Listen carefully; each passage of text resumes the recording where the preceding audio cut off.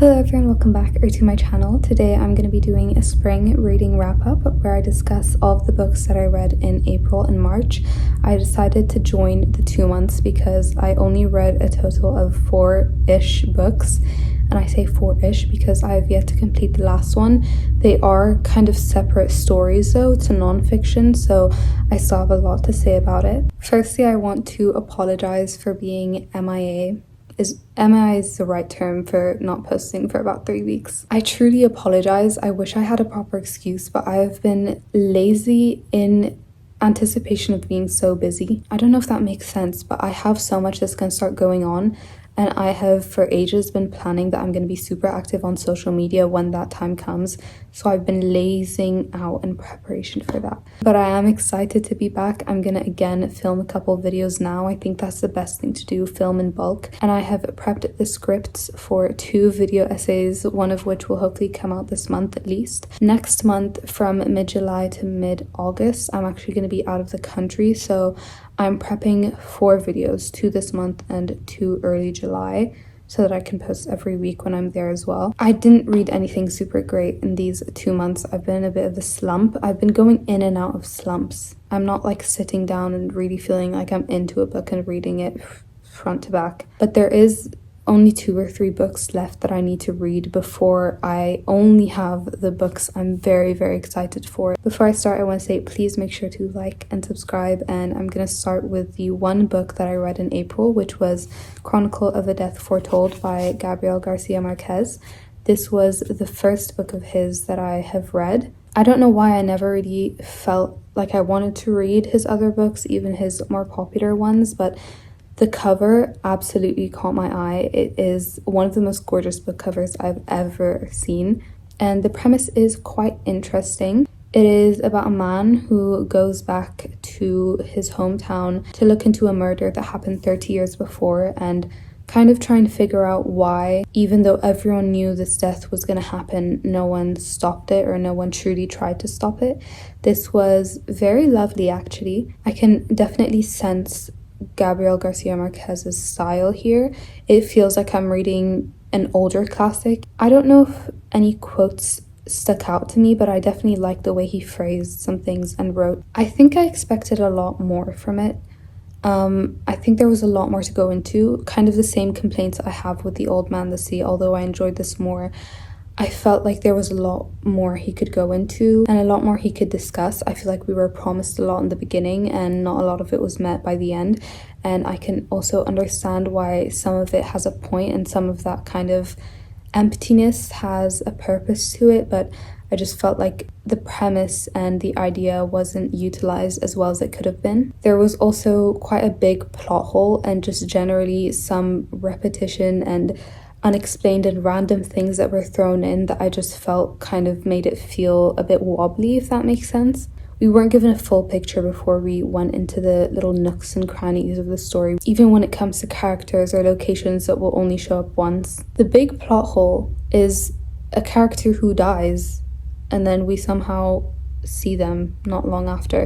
If you don't want any spoilers, you can skip past this, but generally this isn't a book that you can really spoil. You find out the main event at the beginning and nothing super significant happens in between. There's nothing surprising or shocking about the plot. But basically, the widow dies in the 2nd chapter because he sold his house that has all of his wife's things that she has curated over many years because he was offered a lot of money. But then a couple chapters later, when things start disappearing from the house, the narrator describes how the widow was very happy because he thought it was his wife's spirit coming back.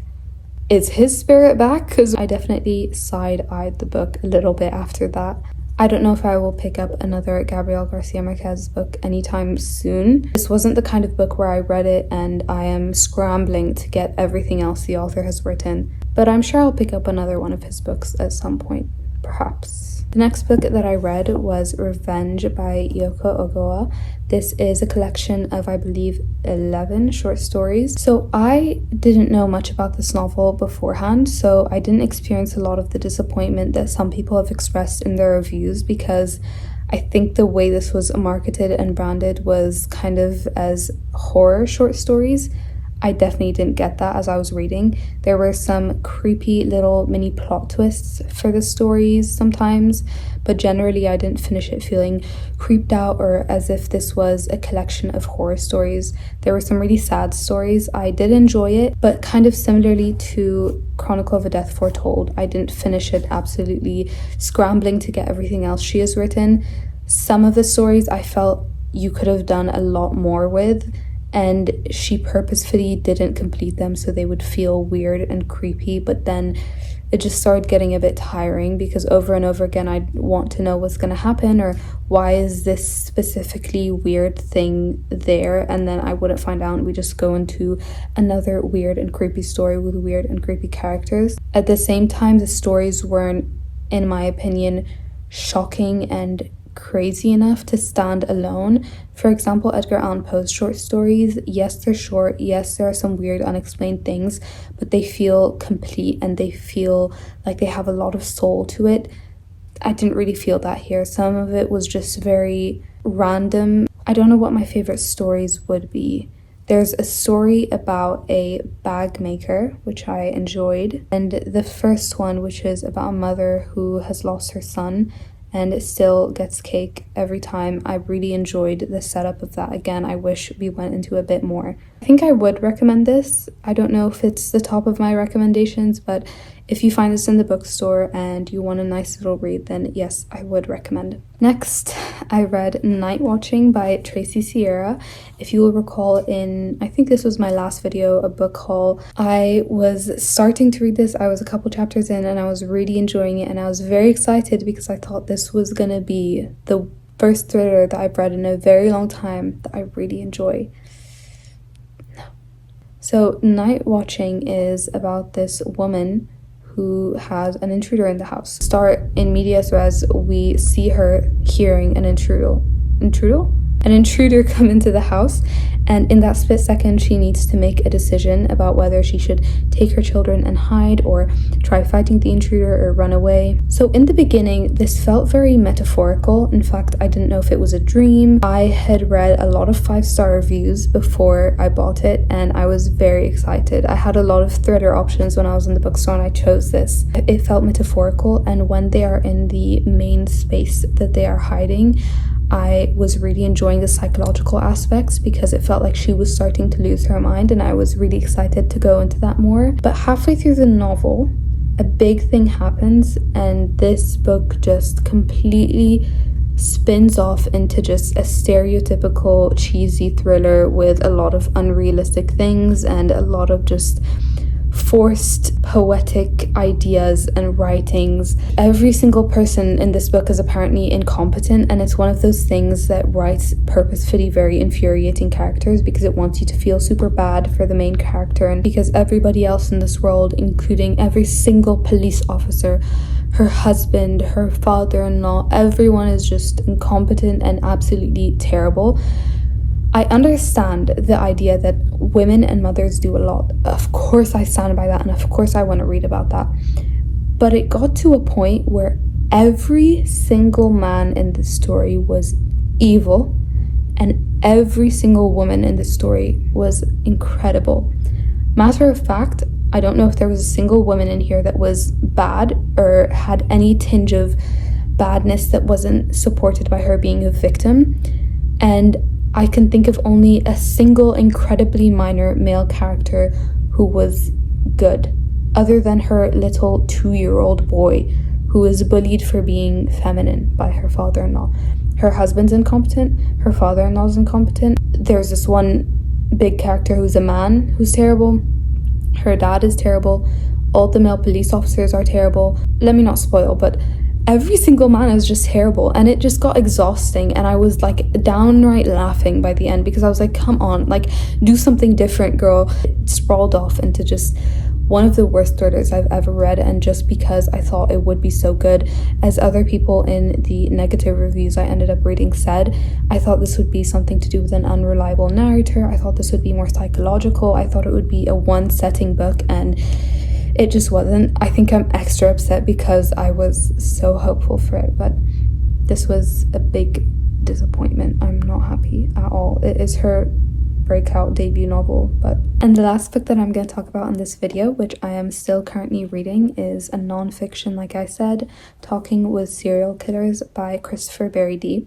So Christopher Berry D, I think this is the 4th book in this kind of series where he discusses different serial killers or just psychopaths and killers in general, who most of them are in death row or otherwise have life sentences, and he discusses them, their stories, their psychological backgrounds, and he himself exchanges letters. I think in some previous books he would allow them to write their whole story out from beginning to end, and that kind of gives you an insight into their thought process and their psychology and the way that they think and operate. This one was a bit different, at least for the first killer. He refuses to tell the truth and denies all of his accusations. So the author is very clearly not having it, so he ends up telling most of the story. But I'm going to tell you guys about each little one. The first is about a man named John Edward Robinson who had a slave interest. No, that doesn't sound right. A slave submissive interest with women.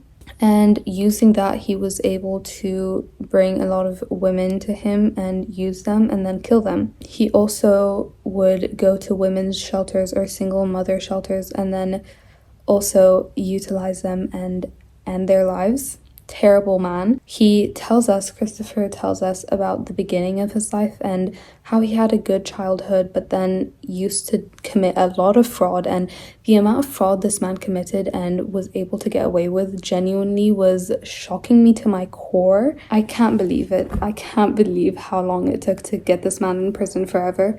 Sorry, the sun is in my face. The second story is about, I'm on the 4th chapter now, Melanie Lynn Maguire, who her husband and threw him into a lake in numerous suitcases. And the third was Philip Carl Jablonski. I kind of forgot this. Oh yeah, okay, this was the dude who killed a lot of people. He's a giant. He's incredibly tall. His mother, his sister, he accuses them all of terrible things, and he's just a freak. He's a freak and a weirdo, and I definitely think I am taking a lot from this book. I know I just forgot the last one, but I think I wiped it from my memory. It all came back when I read his name. I'm enjoying what it's teaching me, and he does give some advice, Christopher, on how to kind of get into the heads of these people. He includes some correspondence that he had with another psychologist, I believe, and he does mention that this is good for those that want to work in law or psychology. I think there wasn't as much analysis as I hoped there would be of their psychology and their psychological background and how they operated. It was kind of just telling their stories and what they claim and then what the evidence shows, to show that they are liars and what they said to the author doesn't track. But I had expected some more analysis, I believe, and some more discussion about how they acted in court. There were like brief mentions, but I expected some more. I don't know if I'm gonna get another one of these books. I think there are better written ones. Kind of been in a slump with this as well because it's not one of those bedtime stories and books that you read, so I'm struggling to find the times when I'm bothered to read something that gruesome. But it is a good book if you are interested in true crime and want some more depth. That is it for today's video. I really hope you guys enjoyed. Again, I apologize for being missing, but I'm gonna film another video or two now, and I hope you guys enjoy. Hello.